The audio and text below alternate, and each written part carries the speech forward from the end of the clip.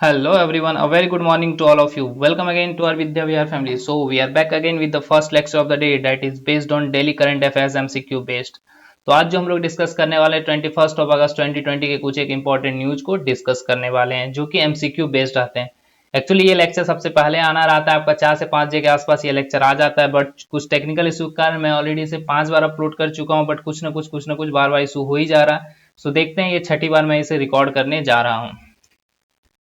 Cabinet ने 50 साल के लिए किस एयरपोर्ट को लीज पर देने का फैसला कर लिया है, उसकी मंजूरी दे दी है। ऑप्शन है आपका जयपुर एयरपोर्ट, गुवाहाटी एयरपोर्ट, तिरुवनंत एयरपोर्ट या फिर ऑल ऑफ द एबव। तो इसका आंसर जो होगा ऑल ऑफ द एबव, यानी कि सेंट्रल गवर्नमेंट ने कैबिनेट ने जयपुर एयरपोर्ट, गुवाहाटी एयरपोर्ट और तिरुवनंत एयरपोर्ट को 50 साल के लिए लीज पर देने का फैसला कर लिया है। और ये लीज की जो बिडिंग है वो किसने जीती? अदानी ग्रुप के द्वारा ये बिडिंग को जीता गया है, ये याद रखिएगा। और उन्होंने एयरपोर्ट अथॉरिटी को 1070 करोड़ रुपया दिया है, एयरपोर्ट अथॉरिटी ऑफ इंडिया को। बोला गया है कि 50 साल के बाद ये फिर से एयरपोर्ट अथॉरिटी के अंदर में आ जाएगा। नेक्स्ट न्यूज की ओर चलते हैं कि ओकले के नए ब्रांड एम्बेसडर के रूप में किसे नियुक्त किया गया? Who has been appointed as a new brand ambassador of Oakley? Option है ऋषभ पंत, हरभजन सिंह, रोहित शर्मा या फिर सुरेश रैना। तो इसका जो ऑप्शन होगा वो होगा रोहित शर्मा। रोहित शर्मा ओकले के साथ साथ ला लीगा के भी ब्रांड एम्बेसडर हैं। और ये ओकले क्या है? स्पोर्ट्स आईवेयर की एक कंपनी है। स्पोर्ट्स आईवेयर की एक कंपनी है।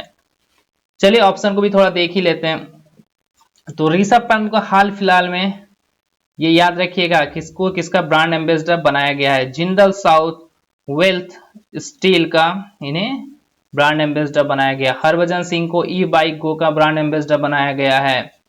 और सुरेश रैना प्लस हरमनप्रीत कौर, यानी कि महिला क्रिकेट टीम की कैप्टन जो है हरमनप्रीत कौर, इन्हें इन दोनों को मिलकर WTF स्पोर्ट्स का ब्रांड एम्बेसडर बनाया गया। ये WTF स्पोर्ट्स क्या है? Win trade fantasy. ये एक फैंटेसी स्पोर्ट्स गेमिंग प्लेटफॉर्म है जिसके ब्रांड एम्बेसडर सुरेश रैना और हरमनप्रीत कौर हैं।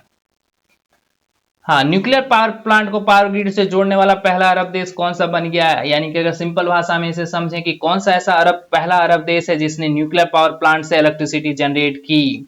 तो ऑप्शन है आपका यूएई, मस्कट, कतर या फिर सऊदी अरब।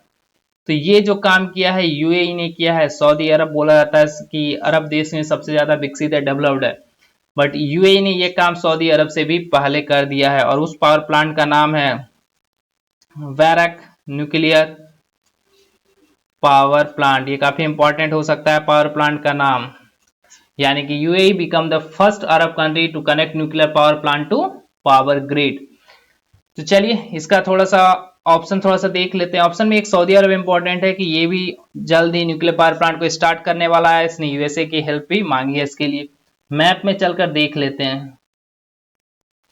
ये हमारा प्यारा देश भारत, यहां से थोड़ा सा नजदीक है, देख सकते हैं आप, इंडिया से नजदीक है यूएई।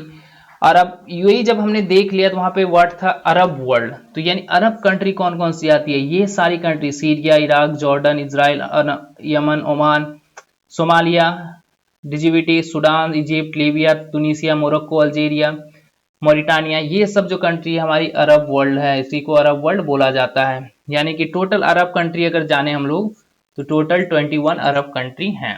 नेक्स्ट न्यूज की ओर चलते हैं कि who will inaugurate the first world solar technology summit to be held recently? यानी कि फर्स्ट जो वर्ल्ड सोलर टेक्नोलॉजी समिट होने वाली है उसको कौन इनॉग्रेट करने वाले हैं और ये कब होने वाली? 8 सितंबर को होने वाली है। तो ऑप्शन देख लीजिए, नरेंद्र सिंह तोमर, निर्मला सीतारमन, नरेंद्र मोदी या फिर राजनाथ सिंह। तो ये जो इनॉग्रेट किया जाएगा नरेंद्र मोदी जी के द्वारा किया जाएगा। और इस समिट को अरेंज कौन करा रहा है? आईएसए, इंटरनेशनल सोलर अलायंस, इसके द्वारा इसे ऑर्गेनाइज किया जा रहा है। और वर्ल्ड की कोई ऐसी ऑर्गेनाइजेशन जिसका हेडक्वार्टर इंडिया में है वो तो वो यही है, इंटरनेशनल सोलर अलायंस का हेडक्वार्टर गुरुग्राम में है, हमारे इंडिया में है। चलिए अब ऑप्शन पे थोड़ा सा चलते हैं कि नरेंद्र सिंह तोमर जी ने हाल फिलहाल में किस चीज का इनॉग्रेशन किया? तो उन्होंने किया था कृषि मेघ। मैंने बताया था इसके बारे में, हैदराबाद में कृषि मेघ का उन्होंने उद्घाटन किया था। ज्यादा न्यूज के लिए हमारा पीछे का लेक्चर आप लोग देखते रहें। Nirmala Sitharaman, NIP online dashboard, काफी अच्छे से मैंने इस न्यूज को भी डिस्कस किया हुआ है, इसलिए मैं बोलता हूँ कि हमारा तीनों लेक्चर आप पर डे देखिए, आपका सब कुछ यहीं पे हो जाएगा कंप्लीट, आपको घर में जाकर रिवीजन करने की जरूरत नहीं पड़ेगी। राजनाथ सिंह ने लॉन्च किया था आत्मनिर्भर भारत सप्ताह, आत्मनिर्भर भारत सप्ताह इंपॉर्टेंट हो सकता है एग्जाम पॉइंट ऑफ व्यू से। चलते हैं नेक्स्ट न्यूज की ओर कि किस स्टेट पुलिस के द्वारा संकल्प योजना स्टार्ट की गई बुजुर्गों के लिए। Which state police has started the संकल्प योजना फॉर एल्डरली पीपल। इस योजना का पूरा नाम पहले जान लेते हैं। एक संकल्प बुजुर्गों के नाम, बुजुर्गों के नाम, ये है योजना का नाम।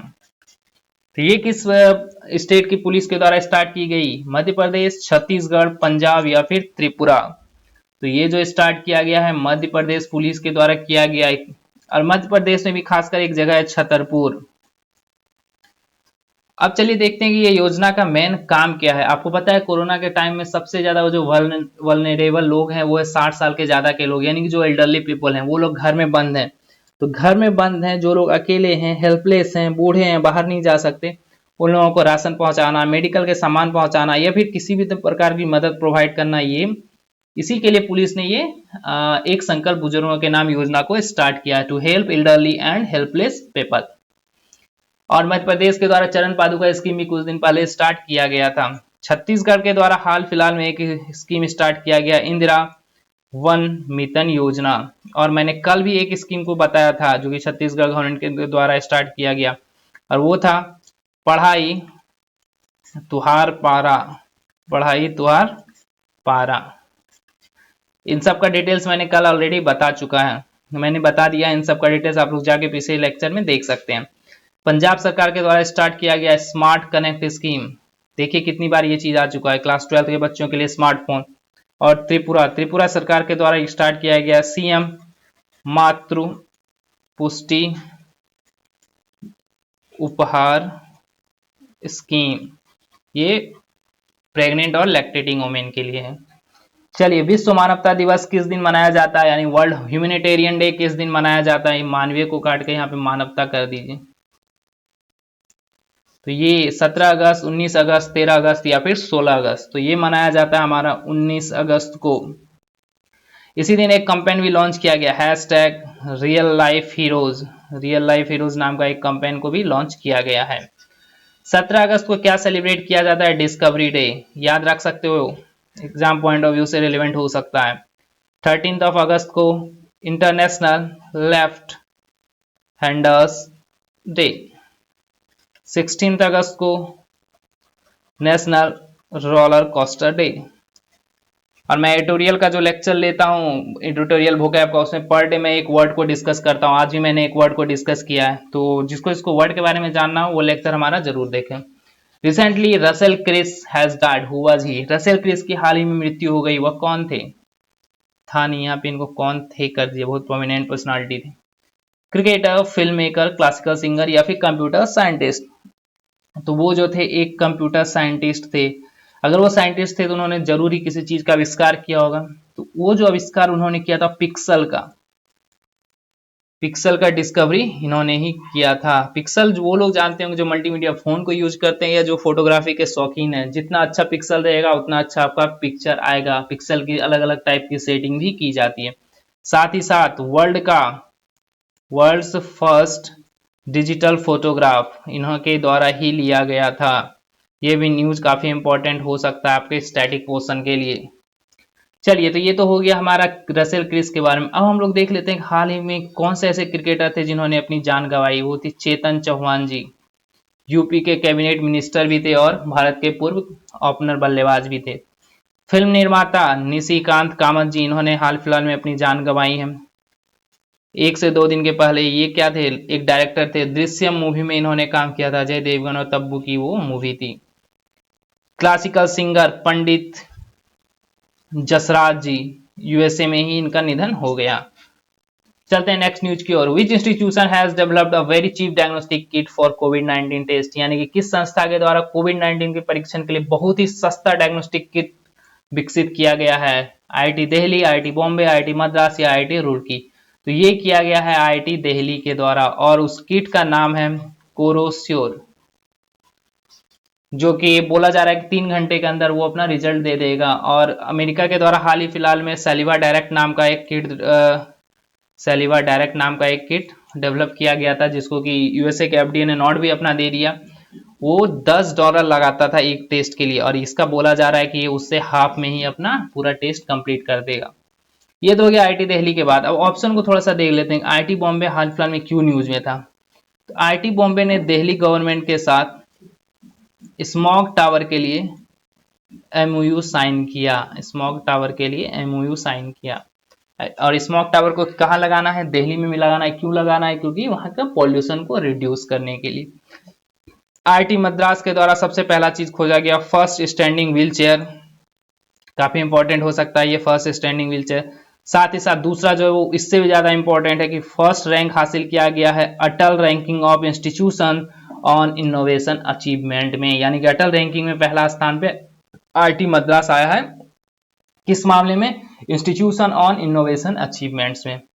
आईआईटी रुड़की, ये हाल फिलहाल में न्यूज में था पोर्टेबल वेंटिलेटर के लिए, जिसका नाम है प्राणवायु। चलते हैं नेक्स्ट न्यूज की ओर की संयुक्त राज्य अमेरिका में राष्ट्रपति पद के लिए डेमोक्रेटिक पार्टी का नामांकन किसने जीता, यानी कि कौन अब नॉमिनेटेड हो गए डेमोक्रेटिक पार्टी से राष्ट्रपति पोस्ट के लिए। ऑप्शन है Donald Trump, Joe Biden, Barack Obama या फिर हिलरी क्लिंटन। तो ये जो नॉमिनेट हुए ये हुए हैं जो बिडेन जी।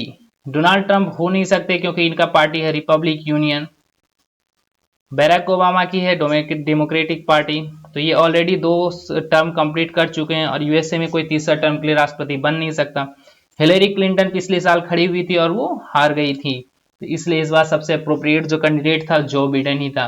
वो प्रेसिडेंट पोस्ट के लिए और वाइस प्रेसिडेंट पोस्ट के लिए कमला हैरिस जी का नाम नॉमिनेट किया गया, जो कि भारतीय मूल की है, मद्रास से बिलोंग करती हैं।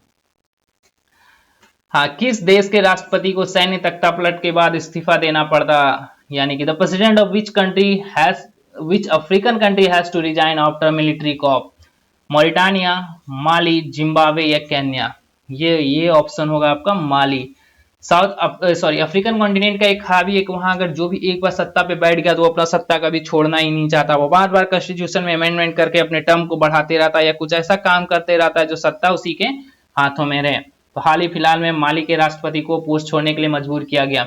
चलिए मैप में चल के देख लेते हैं माली कहाँ है। ये है हमारा प्यारा भारत। अभी मैंने अरब वर्ल्ड बताया था, ये सारा अरब वर्ल्ड है, इजिप्ट, लीबिया, अल्जीरिया, मोरिटानिया। तो ये रहा हमारा माली, ये अरब वर्ल्ड नहीं है, मोरिटानिया तक ही अरब वर्ल्ड है। तो ये रहा हमारा माली, जिसके प्रेसिडेंट को हाल ही फिलहाल में अपना पोस्ट छोड़ना पड़ गया जब मिलिट्री कॉप हुआ, सैन्य तख्तापलट जिसको आप बोलते हो। उसके घर के बाहर आके फायरिंग करने लगे, यानी कि गन पॉइंट पर उन्होंने अपना रेजिग्नेशन दिया। नेबरिंग कंट्री देख सकते हो, Algeria, Mauritania, niger, Burkina Faso, Guinea और द गाम्बिया, गिनिया बिसाऊ, ये सब इनकी नेबरिंग कंट्री है। चलते हैं न्यूज की ओर। तो यहाँ पे हमारा आज का जो है न्यूज डिस्कशन खत्म होता है, और अब नेक्स्ट लेक्चर में हम लोग फिर से मिलेंगे डेली करंट अफेयर्स शो के साथ। और ये लेक्चर कल से आपको टाइम पे मिल जाएगा। आज कुछ टेक्निकल इशू के कारण इसका पूरा लेक्चर आप लोगों को नहीं मिल रहा था, बस 1 ही मिनट शो हो रहा था। तो चलिए गाइस, फिर मिलते हैं नेक्स्ट लेक्चर में, तब तक के लिए बाय बाय, जय हिंद।